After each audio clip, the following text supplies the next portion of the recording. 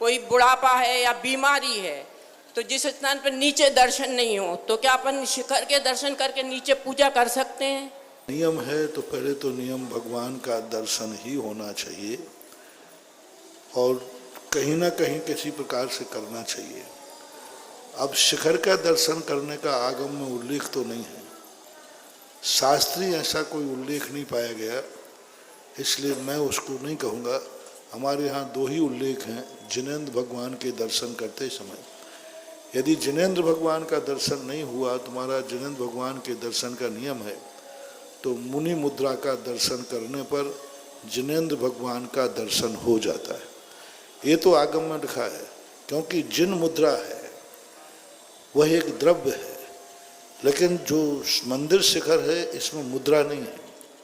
शास्त्र का दर्शन करने से नियम पूरा नहीं होगा, क्योंकि उसमें मुद्रा नहीं है। मात्र मुनि महाराज के दर्शन करने के संबंध में ये नियम आपका बन जाएगा। यदि शिखर नहीं, मंदिर नहीं मिला तो महाराज के दर्शन कर लो।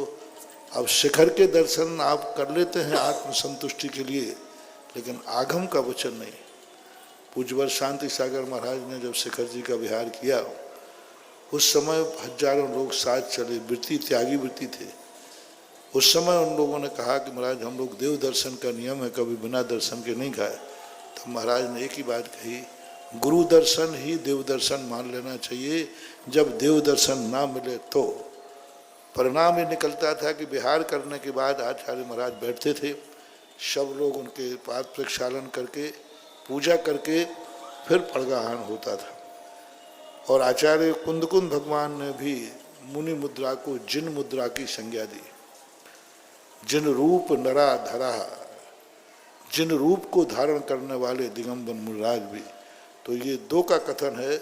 शिखर के संबंध में मैं विधान तो नहीं कर सकता।